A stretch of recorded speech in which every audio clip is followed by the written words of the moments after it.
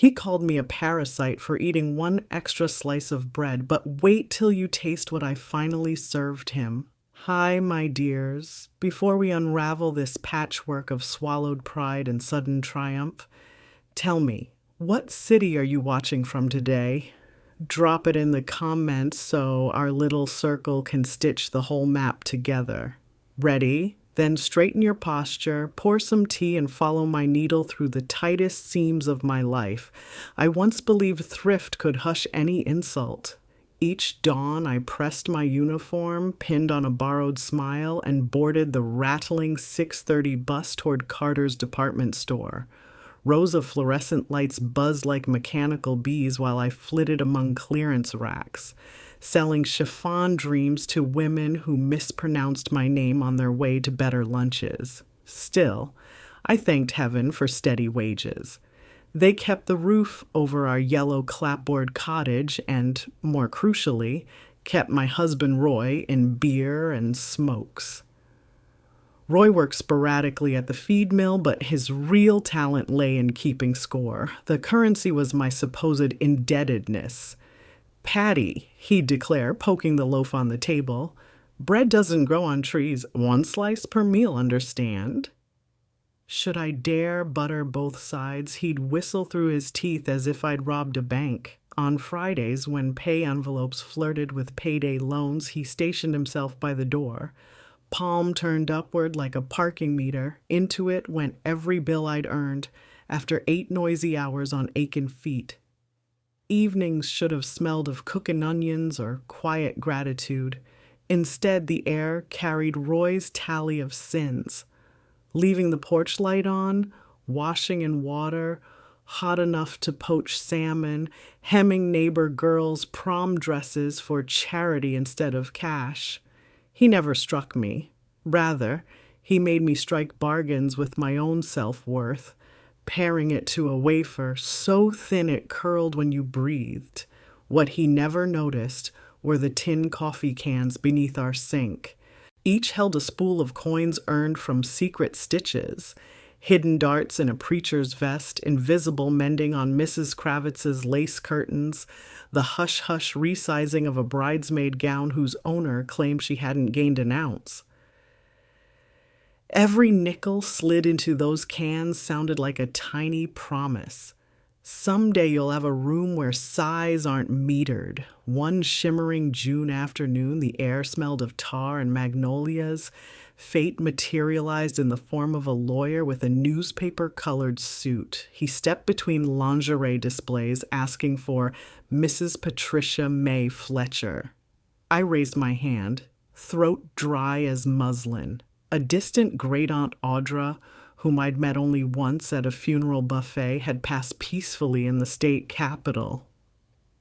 Her will, typed in lavender ink, left me a downtown studio apartment and a modest but comfortable nest egg locked in 2 certificates of deposit. My first reaction was disbelief. My second was a foolish flash of relief at not having to tell Roy. But of course, news travels faster than buses. By the time I reached the clapboard cottage, Roy was already on the porch with a cigar. Somehow he'd upgraded from cigarettes in under an hour, grinning like a child who'd found Christmas hidden in July. He pulled me into the living room, where our only good table was draped with a grease-speckled fast food napkin. On it, he drafted plans in ketchup. Step 1, sell the apartment before it crumbles. Step 2, buy a brand new cherry red Trailblazer because a man of means needs wheels of stature. Step 3, open Roy's Rocket Dogs, a drive-through hot dog kingdom structured under my name for tax efficiency. I stared at the greasy schematic while the room tilted like uneven shelving.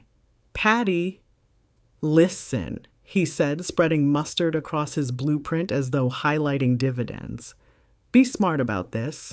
I'll handle the paperwork. You just sign where I tell you." He winked, his version of foreplay when money was involved, and tapped the drawing of the SUV, already adorned with vanity plates that read Big Roy. I should have felt cornered. Instead, something ancient and iron-spined rose in me. Maybe it was Aunt Audra's lavender ink still staining my fingertips. Maybe it was the memory of counting bread slices like sins. Whatever its origin, the word no unfurled in my mouth like a banner. Roy laughed, mistaking it for coyness. Sweetheart, I know numbers scare you. Leave the big decisions to a man.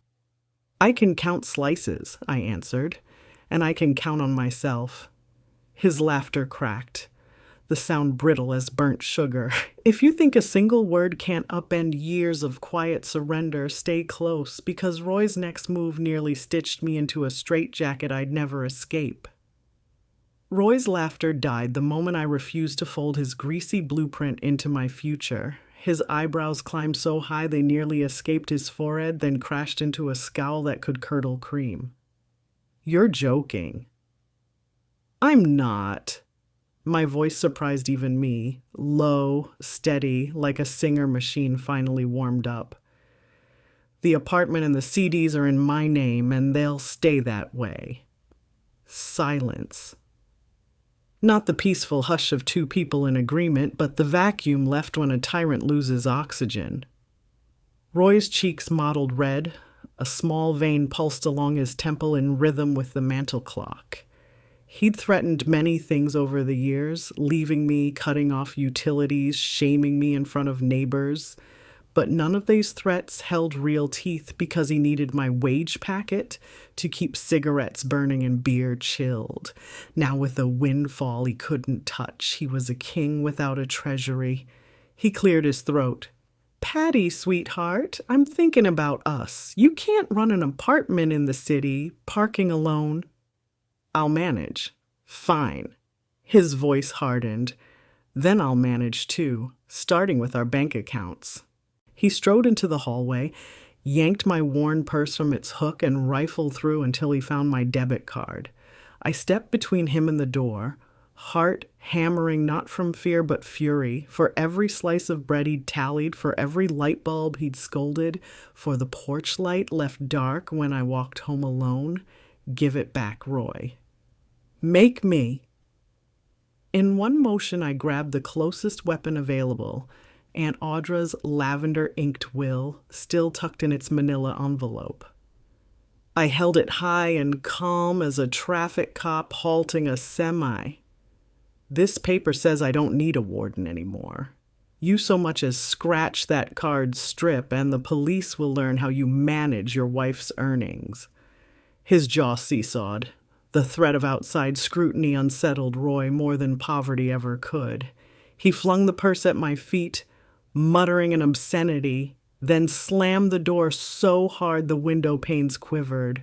I stood shaking, but it wasn't terror. It was the tremor of a chrysalis splitting, the escape plan. At dawn, I met Mr. Harris, the estate lawyer, in a diner that smelled of bacon, grease, and freedom.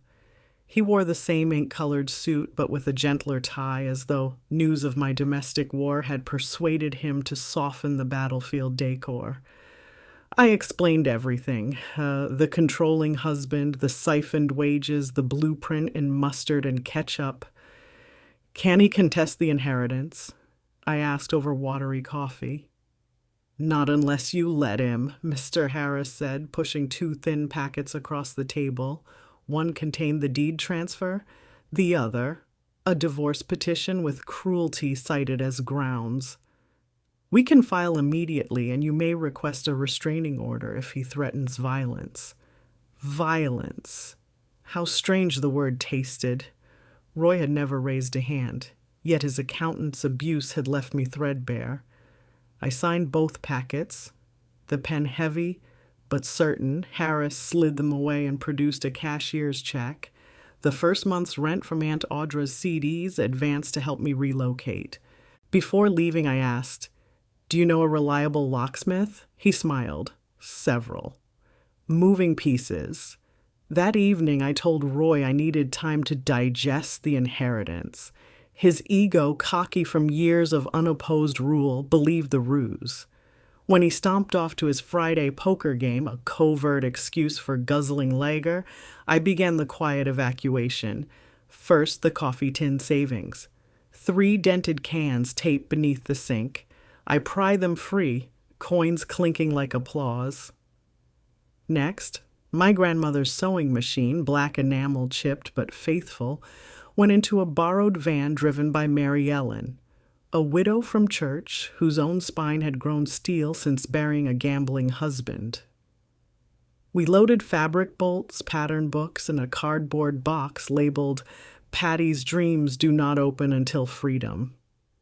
At midnight, Mary Ellen piloted the van toward downtown's belly of neon. I followed in my dented Corolla, heart racing every time I caught unfamiliar headlights in the mirror.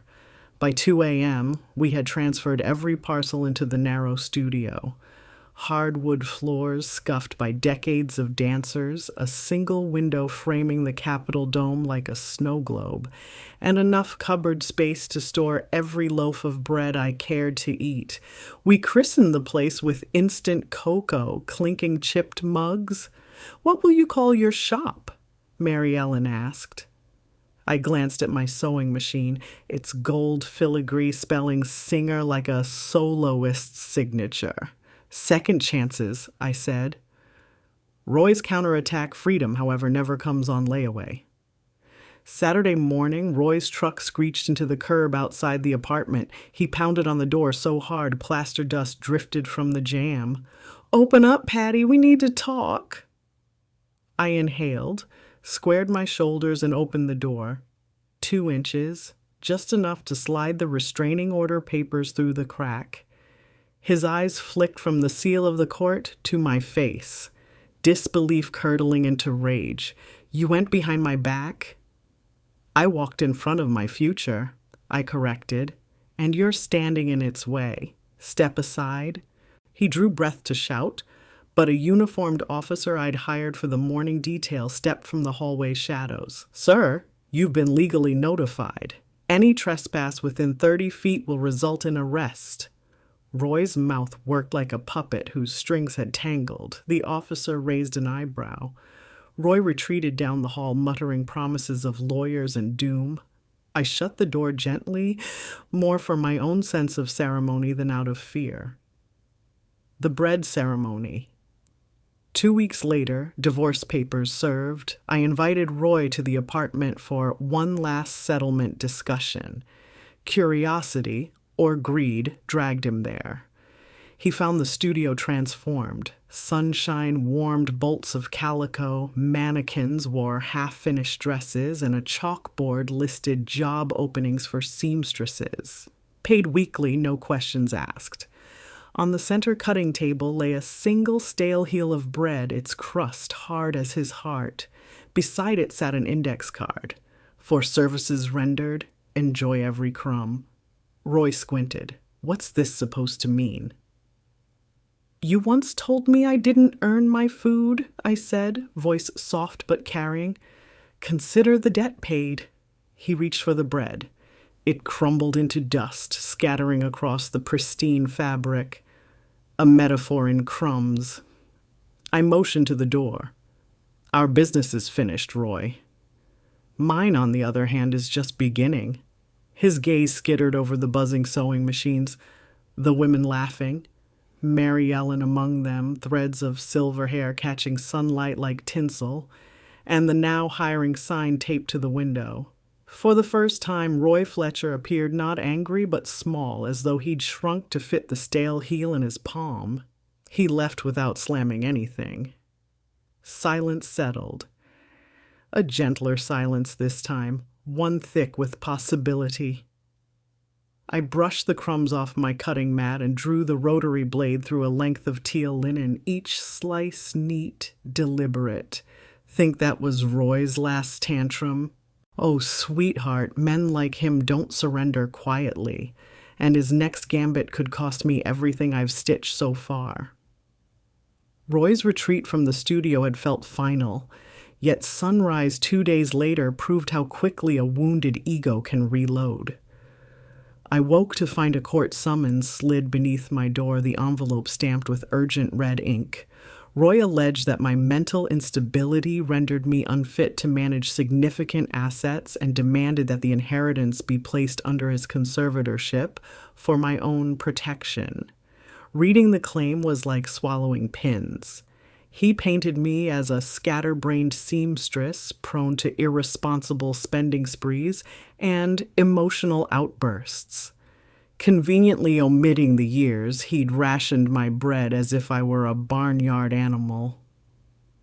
Fear fluttered in my chest, yet anger stitched its own backbone. I refused to be hemmed back into silence. I called Mr. Harris, who assured me the petition would crumble under scrutiny, but the hearing was set for 30 days hence. 30 days in which Roy could smear my name across town like wet paint. I doubled down on work. Second chances buzzed with the thrum of 4 machines and the rising laughter of women threading new destinies.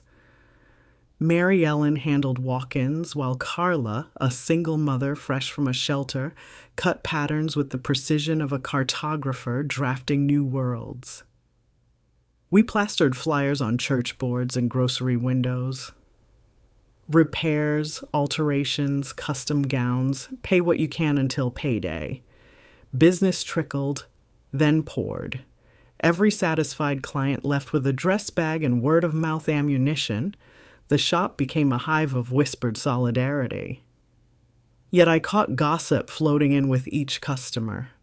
Roy was parading around O'Malley's bar, claiming I had lost my mind, that I'd squander the legacy on fabric scraps and pity parties. The townsfolk, who once nodded politely at his bar stool bragging, now arched their brows. Some believed him.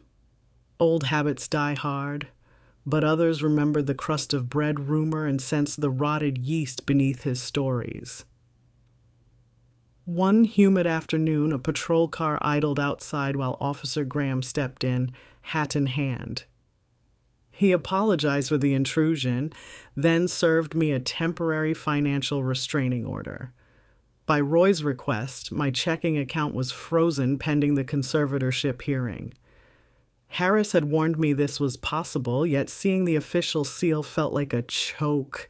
Payroll was due Friday, fabric suppliers awaited invoices, and my buffer fund sat locked behind judicial bars. The women watched me read the document. I swallowed panic and forced a smile. "Ladies, who's up for a little creative accounting?" I joked. But Mary Ellen caught the tremor in my voice. That night I brewed coffee black as doubt and spread Aunt Audra's ledgers across the studio floor, hunting for loopholes. The CDs remained untouchable until maturity. Roy couldn't freeze what he couldn't access, but I needed immediate liquidity. Inspiration struck with the snap of a measuring tape. The studio's closet still housed Audra's antique trunk, stuffed with bolts of vintage silk and hand-embroidered linens from the 1920s. Collectors paid fortunes for less. I photographed each fabric under bright lamplight, posted listings on an online antique market, and within hours, bids climbed like mercury. By dawn, I'd raised enough to cover payroll twice over. Friday morning, I handed crisp envelopes to every seamstress. Carla's eyes glistened. She whispered that no employer had ever paid her on time. The dignity in that moment eclipsed any fear of courtroom drama. Still, the drama came.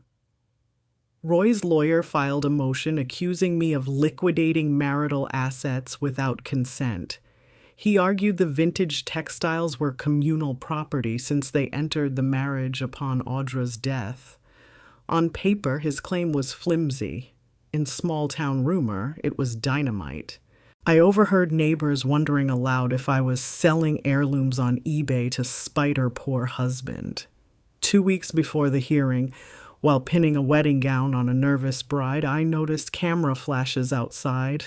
A local blogger, infamous for sensational headlines, pressed his lens against the glass, snapping photos of machines, mannequins, and me in mid-pin.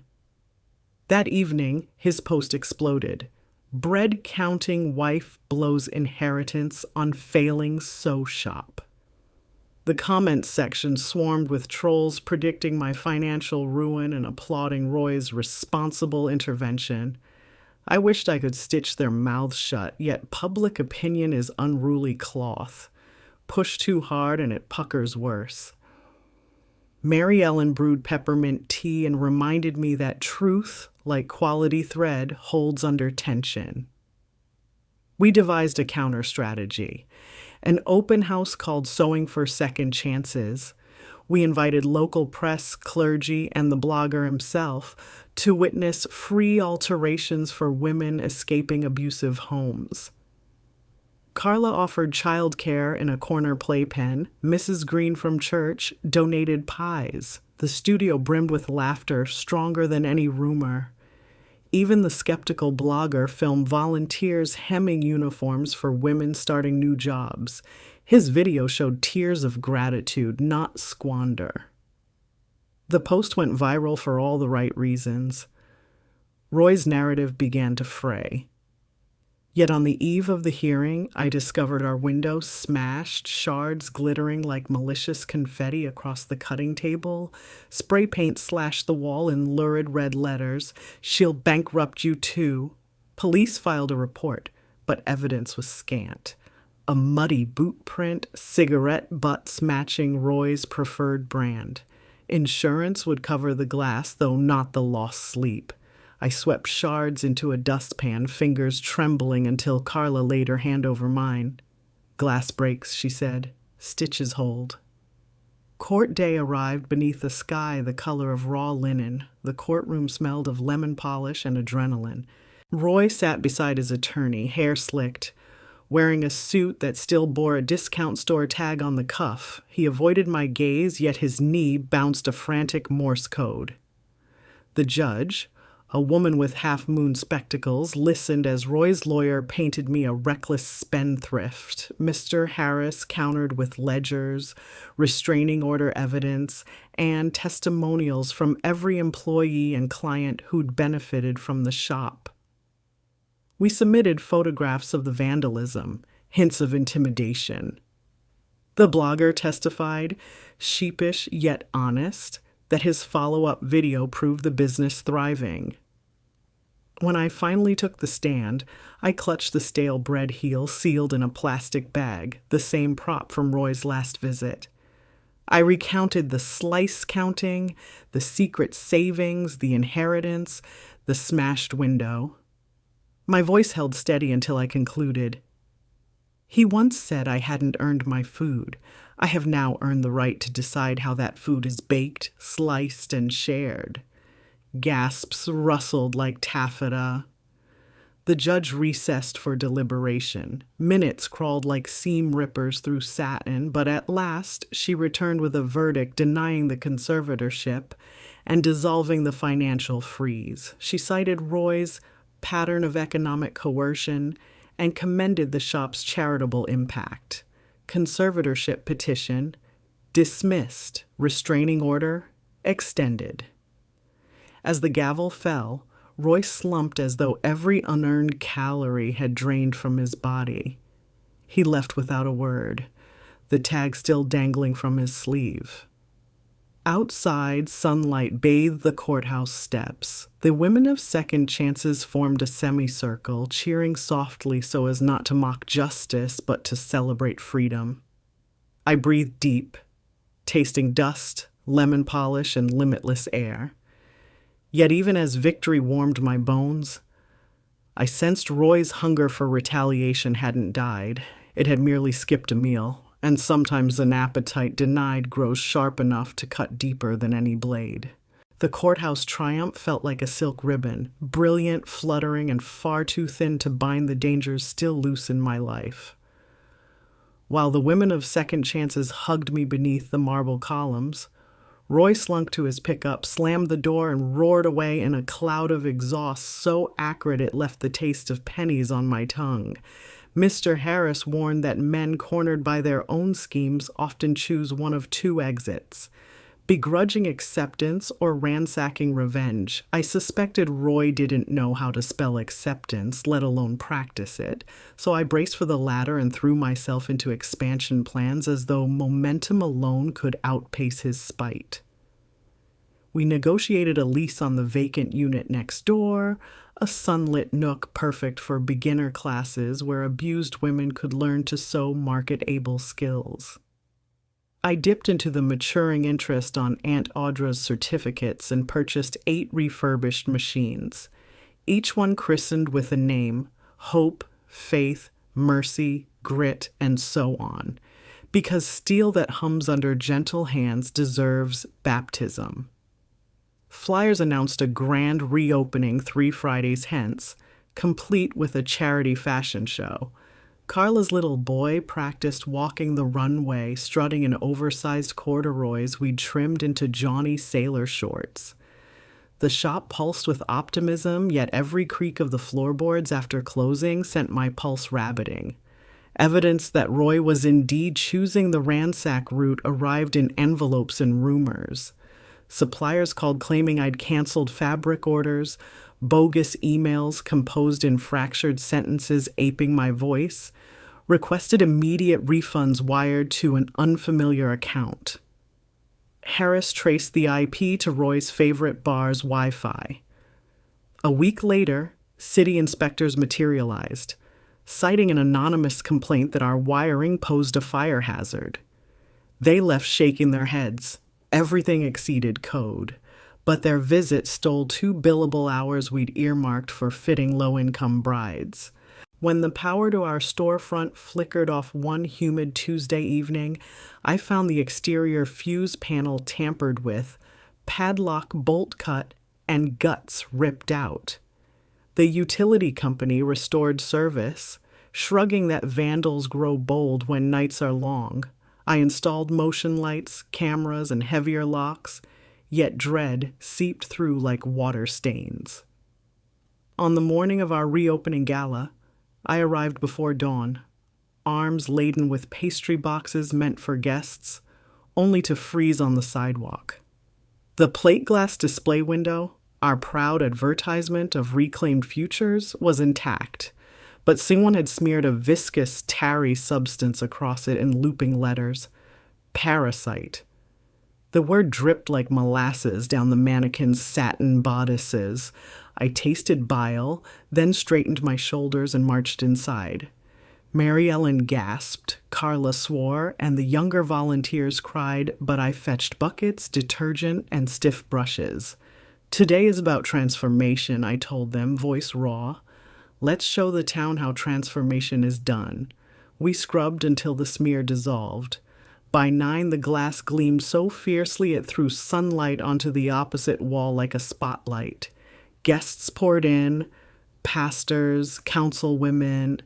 The skeptical blogger now turned enthusiastic chronicler, and if anyone noticed the faint shadow of the slur, they pretended it was simply another pattern in the fabric of our perseverance.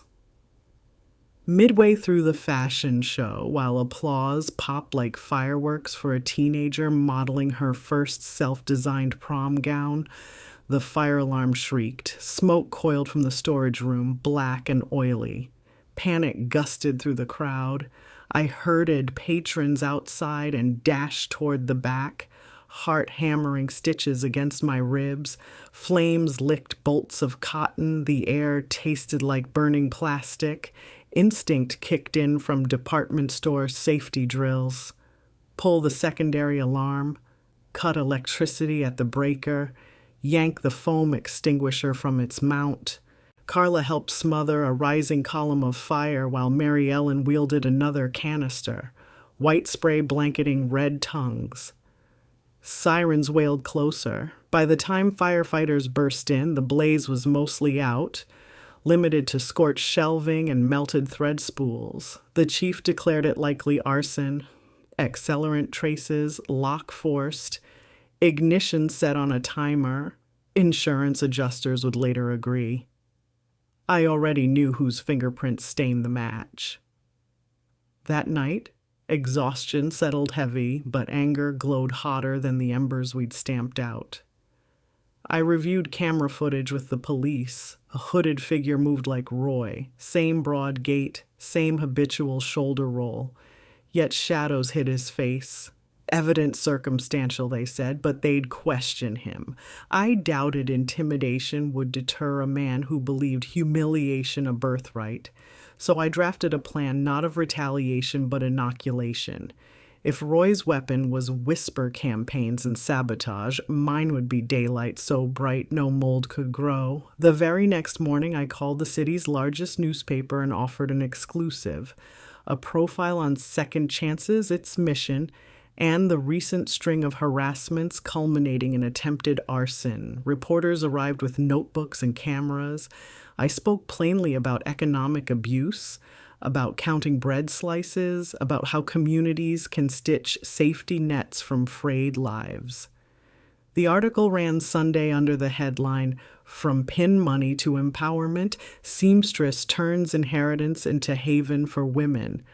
Roy's antics morphed from brewing gossip to documented malice. Anonymity hates sunlight. Donations flooded our mailbox, fabric, cash, gift cards, even a battered Buick one retiree no longer needed. College students volunteered childcare. Retirees offered pattern drafting lessons. Roy's story unraveled faster than a cheap serge seam, yet victory carried an undertow. The more fortified I felt, the more Roy's silence frightened me. Weeks passed without a single stunt, no graffiti, no hacked orders. I told myself perhaps the spotlight had scared him straight, but dread whispered that he was merely reloading. One rainy Thursday, while locking up after an overtime session altering uniforms for women starting manufacturing jobs, I noticed a set of fresh tire tracks groove deep into the alley mud, tread marks wider than any sedan. Cameras showed nothing. The power had flickered, lens going dark for 13 crucial minutes. I pocketed my keys and hurried to my car, stuffing unease into my purse along with receipts. That night, headlights glared through my apartment blinds at 2 a.m., idling long enough to rattle my nerves before peeling off. I reported the incident. Patrols promised extra passes, yet fear nested under my pillow. 3 evenings later, as thunder had stacked over the city, I returned home to find my apartment door ajar. The deadbolt splintered, the hallway light flickered, my pulse slammed. Inside drawers gaped, contents flung like torn hems, sewing patterns shredded, photographs ripped but valuables untouched. No theft, only violation. On the kitchen table sat the heel of bread I'd once handed Roy, now mold-speckled, impaled on a serrated steak knife. A note lay beneath. "You'll choke on more than crumbs." Rage eclipsed fear. I dialed Harris, the police, then Mary Ellen, who insisted I sleep at her house. But as I packed an overnight bag, resolution hardened like interfacing. Running would grant him the stage. Instead, I vowed to finish the story in my own thread count. I would petition the court for permanent protection, press charges for arson and breaking and entering, and, most daring, file for compensation of business losses, converting Roy's spite into capital for our expansion. Some battles are fought with fists, others with fire extinguishers, but the fiercest require needles. Tiny, sharp, relentless, stitching truth into scars until strength shows on the outside. As I set the ruined bread in an evidence bag, thunder cracked, rumbling through the window like a drum roll for the final act, and believe me, the curtain hasn't dropped.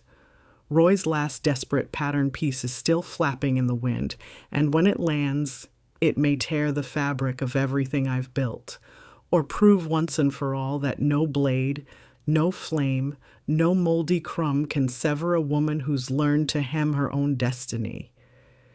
Lightning still stitched white zigzags across the clouds when I sat in the police station, reciting every trespass Roy had embroidered into my days.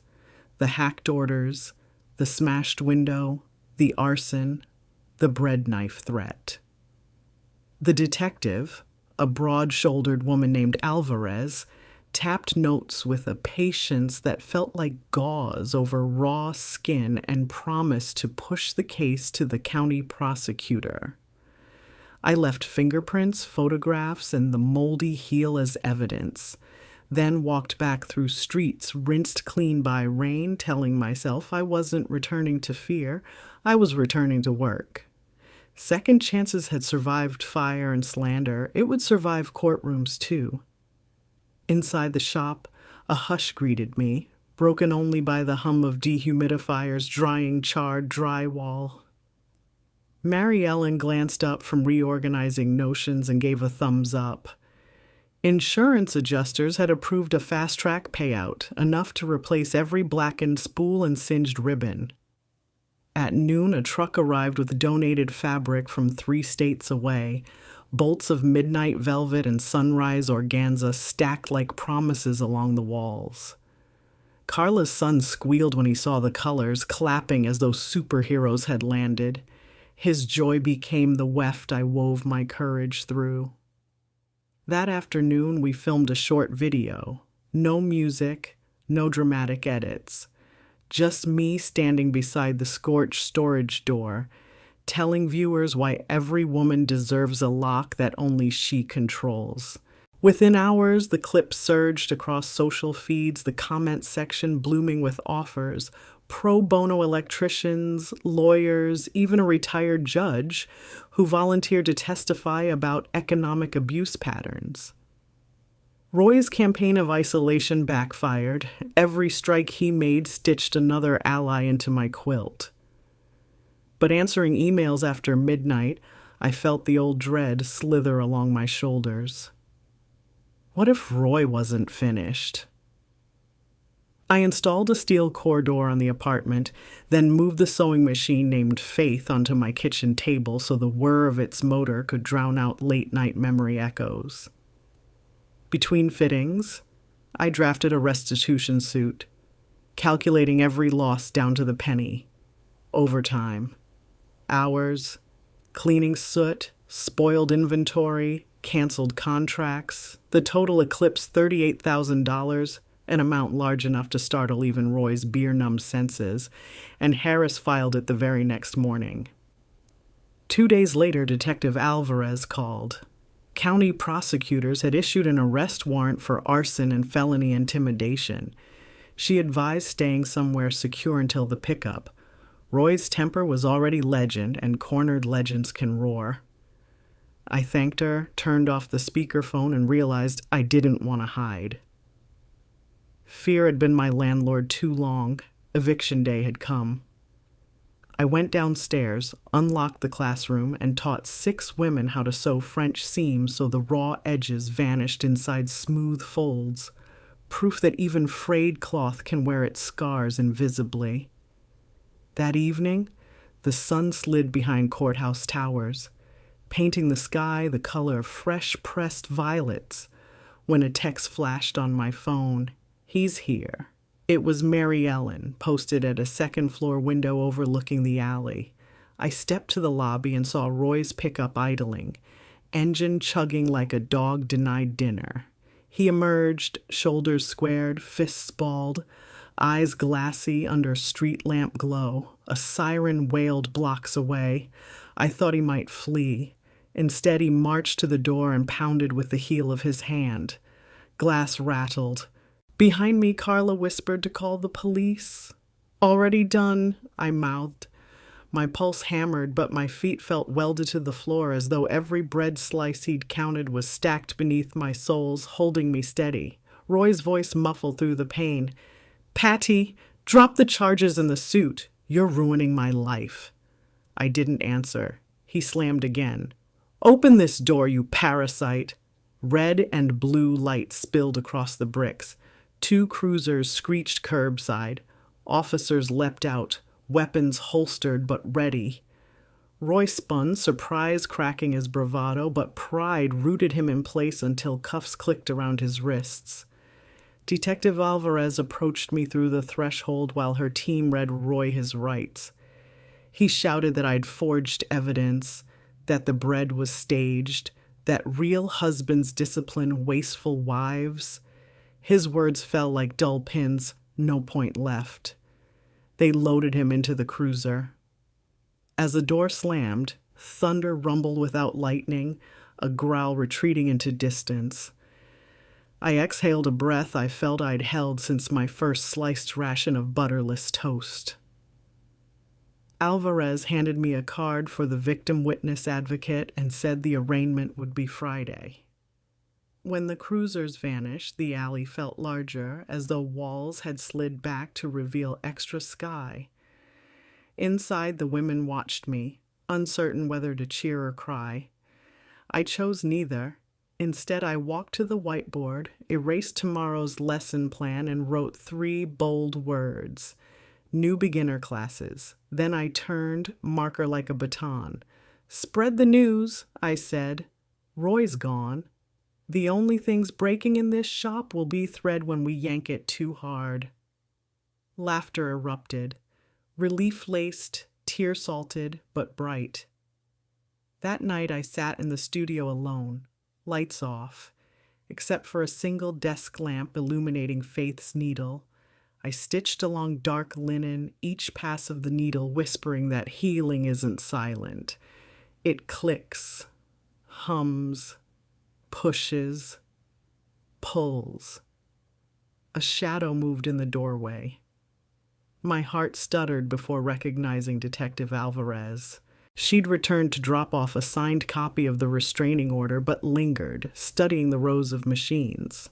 Funny, she said, how something small and sharp can make or mend. I nodded, running cloth beneath the presser foot. Depends on whose hands hold it. She smiled, saluted with 2 fingers, and left me to the hush of thread and ticking wall clock.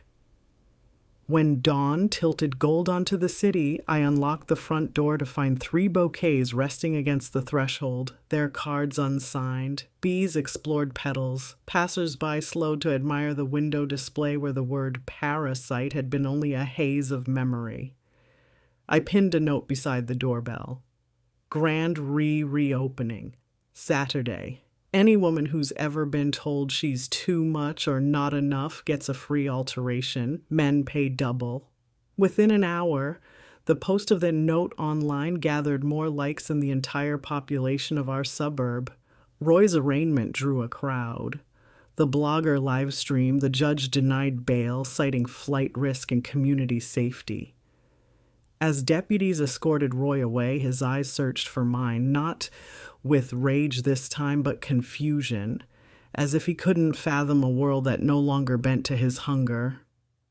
I met his stare without flinching, then turned toward Harris to discuss next steps for the restitution.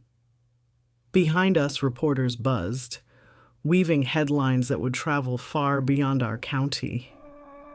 From breadcrumbs to courtrooms, domestic economic abuse faces reckoning. Walking back to the studio under a sky scrubbed clean, I realized the story had outgrown Roy. Outgrown me? It belonged to every woman counting slices right now in silence. And though 2 chapters of my fight remained unwritten, I could already feel the weight of scissors in my palm, poised to snip the final thread, tethering him to my life. The cut would be swift, the seam visible, and the garment of my future, stitched from midnight velvet and sunrise organza, would never again bear the stench of stale bread. The hum of my shop machines felt different after Roy's arraignment, as though every bobbin held a note of triumph. Yet I knew celebrations stitched too soon can unravel. While Roy waited behind county bars, his attorney filed motions like confetti in a hurricane, appeals for bail, claims the bread knife had been performance art, even a request to freeze my business accounts again on grounds I was profiting from sensationalizing marital discord. Mr. Harris swatted each motion aside, but paperwork breeds weariness. I reminded myself that thread taught patience. Pull too hard and cloth puckers, guide steadily, and seams lie flat. Word of Roy's arrest flashed through the community faster than a summer thunderclap. Customers arrived clutching newspapers, pointing at the headline beneath our shop sign out front, "Suing Haven. Owner stops abuser in his tracks." They purchased yards of velvet they might never use, slipped 20s into the donation jar, and murmured stories of their own silent humiliations. One trembling grandmother confessed she still sliced sandwiches diagonally because her late husband insisted straight cuts were wasteful. I handed her a pincushion shaped like a red heart and told her to jab it every time old rules nipped at her peace. She laughed, an unsteady, beautiful sound, then bought enough calico to sew pajamas for all 7 grandchildren and paid double, just because freedom is worth overtime. Detective Alvarez visited weekly, gathering supplemental statements. Between questions, she admired our beginner class where Mary Ellen taught backstitch basics to women whose hands shook from more than caffeine withdrawal. Alvarez said prosecutors were drafting additional charges for witness intimidation and domestic economic abuse, felonies that could cage Roy longer than a season. Still, the prospect of facing him at trial coiled cold around my spine. I practiced testimony in the mirror, voice steady, yet nightmares twisted the courtroom into a grocery aisle where every shelf held nothing but stale heels of bread, Roy stalking me with an empty plate. To blunt the terror, I poured energy into the gala rescheduled for late autumn, rebranded as Threads of Mercy.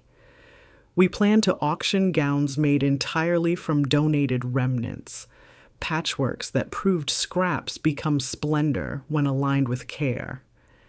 Carla designed a scarlet cocktail dress so airlight it floated on its hanger. She named it Phoenix. I spent evenings beating a navy evening coat for myself, each glass droplet a promise to shine even when storms gathered. Donations of fabric overflowed storage. We shared excess with shelters, forging a network wider than Roy's rumors ever reached, yet shadows lengthened. One Monday morning, mail brought an anonymous envelope containing a single photograph. My apartment door, taken at night, blinds half drawn, silhouette of my head visible as I ironed collars, on the back a scrawl, "Nice coat." Police traced the print to a drugstore kiosk, but no purchaser. Cameras had glitched during that hour.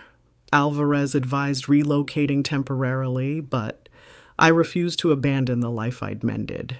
Instead, community volunteers installed brighter street lamps, and a retired Marine neighbor walked his dog past my stoop every half hour after dusk. Fear, once an isolating vice, now drafted an army.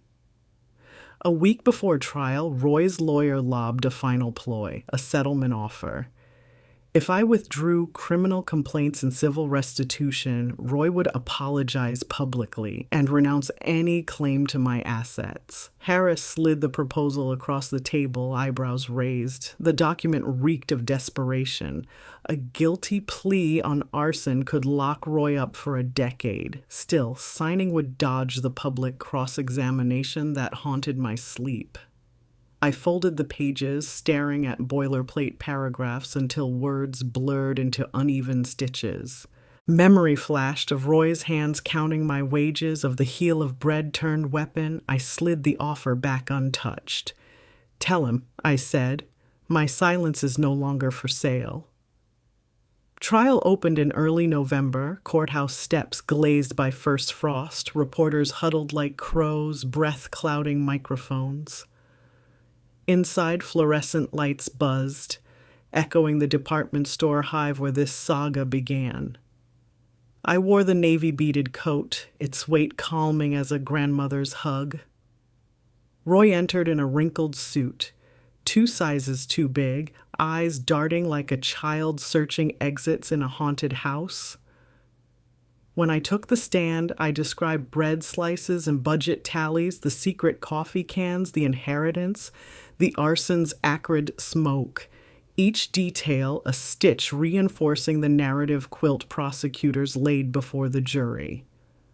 Roy's lawyer tried fraying threads, suggesting I'd torched my own supplies for insurance, that charitable classes were a facade to inflate sympathy. But surveillance footage of his truck circling the alley near midnight before the fire, matched with accelerant traces on his work boots, embroidered the truth beyond doubt. During recess, I found myself alone in the restroom when the door opened and Roy's sister, Marlene, stepped in. We hadn't spoken in years. She once scolded me for spoiling her brother with homemade pies. She looked older, mascara smudged.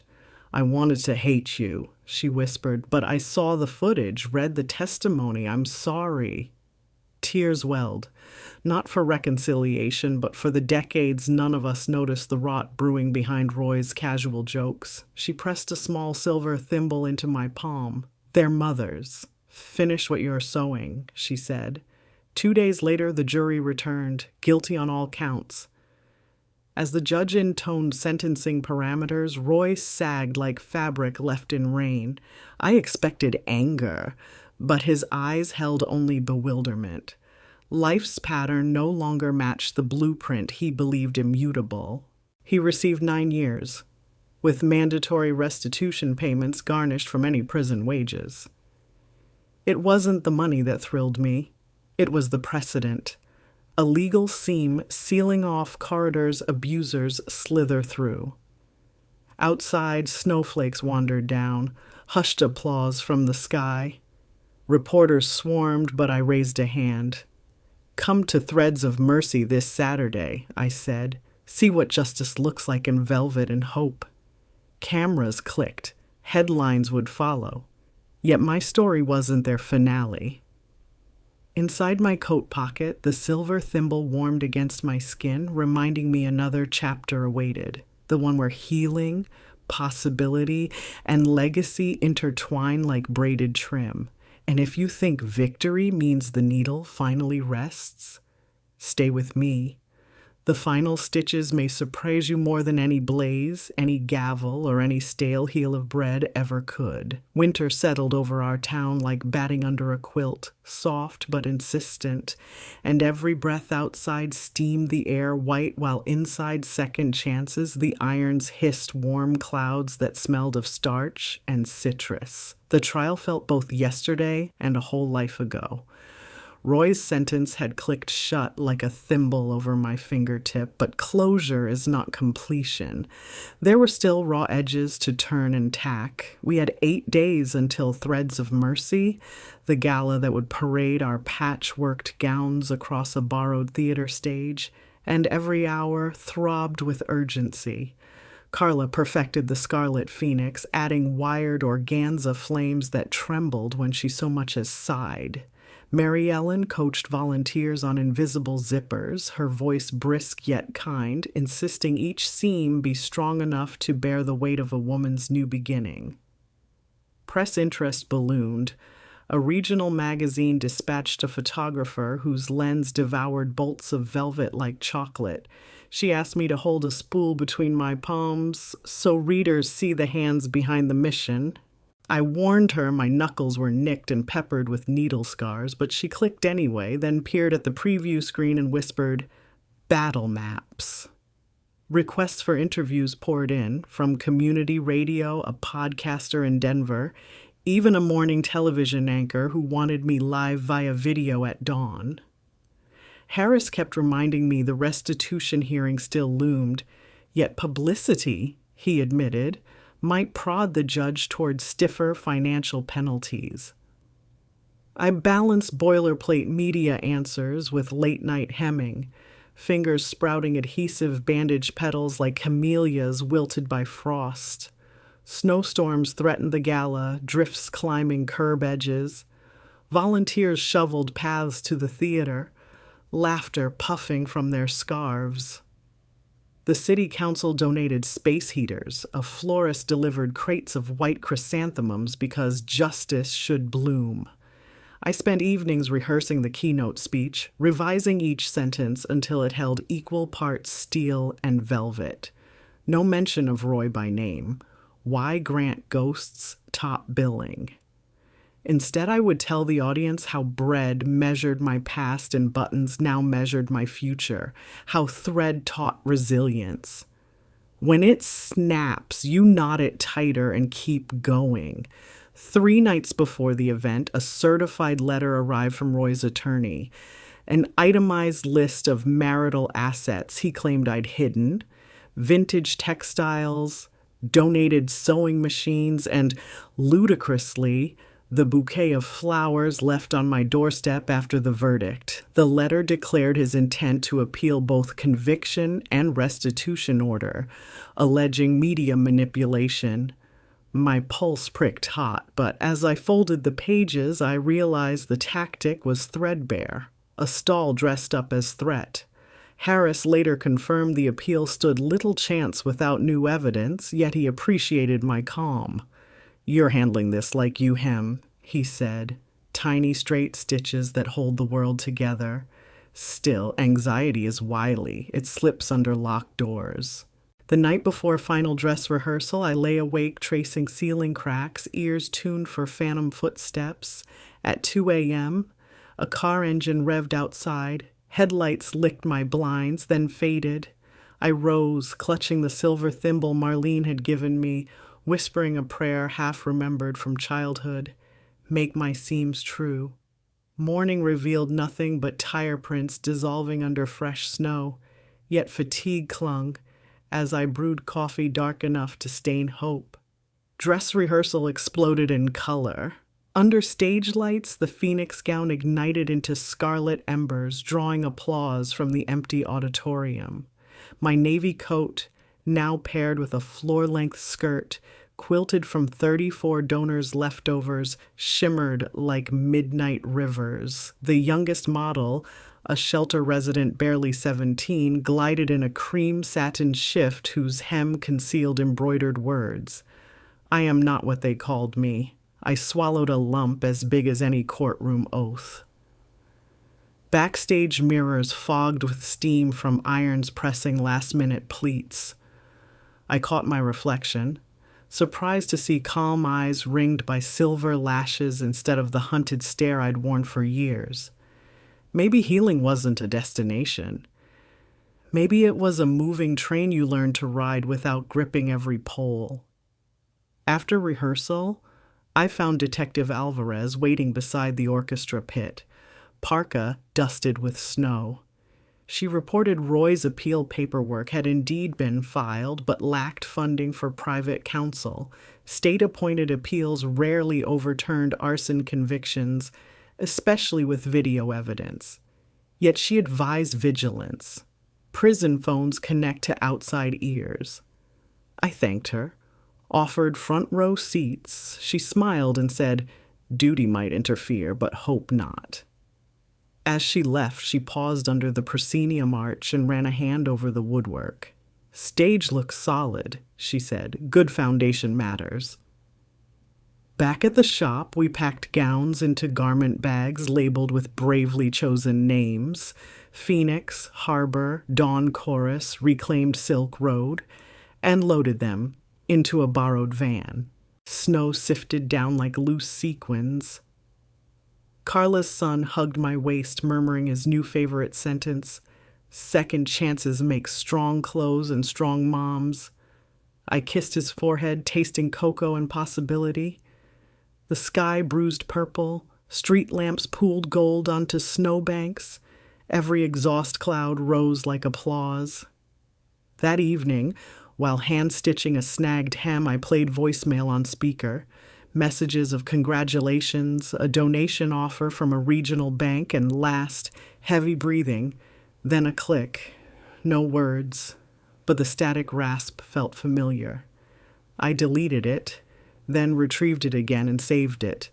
Evidence belongs in daylight, not denial. Fear tried one last bob and tangle, yet I rethreaded and kept sewing. When clock hands slid toward midnight, I locked up, stood on the sidewalk, and breathed winter until lungs burned clean. Across the street, Christmas lights blinked over a diner sign reading breakfast all day. I realized I could order an extra slice of toast, slather both sides with butter, and owe no apology to anyone alive. The thought tasted warmer than the bread itself. I returned to my apartment, bolted the new steel door, and placed the finished hem on the dress form. Tomorrow the theater would brim with cameras and candlelight. Tomorrow my voice would rise over violins and tell a room full of strangers that mercy is not weak. It's a seam that refuses to rip even under strain. Yet tonight belonged to quiet victory. I brewed chamomile, set the silver thimble beside the cup, and opened the window a crack. Snowflakes drifted in, melting against the radiator hiss, sewing peace into the night's fabric. And if you think the gala marks the last twist in this thread, remember, the final knot, small, hidden, essential, still awaits, ready to anchor every brighter panel of the life I've pieced together. Snow fell the morning of threads of mercy like a polite audience arriving early, silent flakes curtsying to the pavement, while volunteers hurried gowns inside the theater, cheeks flushed pink against the cold. I unlocked the stage door and stepped into warmth, fragrant with fresh sawdust, floral arrangements, and the metallic hum of dimmer switches waking overhead, thinking how a year ago I'd have been counting bread slices and now I was counting spotlights. Backstage, the models jittered with nerves. Carla's scarlet phoenix dress rustled whenever she breathed. Mary Ellen's dignified harbor gown trailed a train of teal satin, and the youngest girl, Rosa, clutched the cream shift that whispered, "I am not what they called me," her eyes wide as if every exit led straight into daylight. I gathered them in a semicircle, squeezed their hands, and reminded them that no audience could judge harder than the mirrors we'd already faced. Front of house filled fast. The mayor in pewter scarf, the regional magazine staff, Detective Alvarez in plain clothes near an aisle, her badge hidden, yet presence shining like brass under velvet. An orchestra of local high schoolers tuned strings, filling the auditorium with tentative arpeggios, each note steadying my pulse. Curtain time arrived with a hush almost sacred. The house lights dimmed, and the MC, a radio host with a butter-smooth voice, announced our mission: to prove that torn fabric and torn lives can both be mended into grandeur. Phoenix opened the show, striding down the runway to gasps as organza flames licked upward under amber gels. Rosa followed, shoulders squared, and when she reached center stage, she turned slowly so the embroidered words flashed beneath the footlights, a revelation rather than an apology. Applause thundered, feet stomping, the sound waves vibrating under my ribs until I thought my heart might beat out of time. I watched from the wings, lips moving in a silent prayer that every zipper hold fast, every heel remain steady, every woman hear in that roar, the opposite of all the insults they had ever swallowed. Midway through the program, the backstage monitor flickered to a live broadcast feed. The morning news anchor had cut into evening programming to show snippets, praising community resilience. Sponsors pledged donations in the crawl beneath the screen, each dollar sign translating into more apprenticeships, more classrooms, more locks a woman could call her own. While models changed, I prepared for my keynote. Palms moist, despite the theater's dry heat, silver thimble warm in my pocket like a talisman. Stepping into the light, I felt the hush fold over again. I spoke about needles as miniature swords that stitch rather than sever, about bread counted and crumbs weaponized, about how mercy is what you choose after survival, not instead of it. I told them Roy's name only once, not as villain but as caution, because the true antagonist was the belief that one human can own another's peace. When I finished, the pause before applause felt eternal. Then the room erupted and I nearly forgot to bow. During the finale walk, every model returned in a line, different gowns but linked arms, audience on its feet. Carla's little boy darted from the wings holding a banner that read, "Second Chances." Sows hope, letters crooked, heart pure. Photographers snapped, flashbulbs strobed, tears blurred. My sight, the auction began immediately, bids skyrocketing beyond our modest estimates. Phoenix alone fetched enough to cover a year's rent for 3 families. A banker approached me with a proposal for a microloan program. A culinary school dean offered scholarships to survivors seeking new trades. An architect volunteered to redesign our shop frontage to withstand any future vandalism. Mercy grew legs and walked the crowd, shaking hands, signing checks. After the audience dispersed, volunteers stacked chairs while snow continued polishing the night outside. I slipped into the empty auditorium, sat in a front row seat, and allowed exhaustion to settle like dust on closed curtains. Footsteps echoed. Detective Alvarez appeared with 2 paper cups of cocoa. She reported that Roy's appeal had been denied that afternoon. Timing poetic, paperwork stamped while organza flames swirled. He would serve his full sentence, and garnished wages were already earmarked for the fire rebuild fund. I sipped cocoa, tasting victory bittersweet because loss still laced its edges, but triumph nonetheless. Alvarez teased that I might someday run for city council. I laughed, noting my platform would involve mandatory sewing classes for any official who dared pass budget cuts without understanding how threads interlock. We locked the theater and stepped onto the sidewalk blanketed in pristine snow. Street lamps haloed flakes until everything looked stitched from silver thread against indigo cloth. Volunteers waved goodnight, cabs rolled away, and I remained with Alvarez a moment longer, listening to the hush. Across the street, the diner sign flickered. Breakfast all day, and I remembered that forbidden double-buttered toast. "Want to celebrate with carbs?" I asked. She grinned. We crossed, leaving twin trails of footprints, and ordered thick-cut sourdough dripping butter, no ration, no guilt. Around us, late-shift workers clinked coffee mugs, unaware of the invisible milestones marking that booth. One woman finally eating bread on her own terms, another officer who believed in small, sharp tools of justice.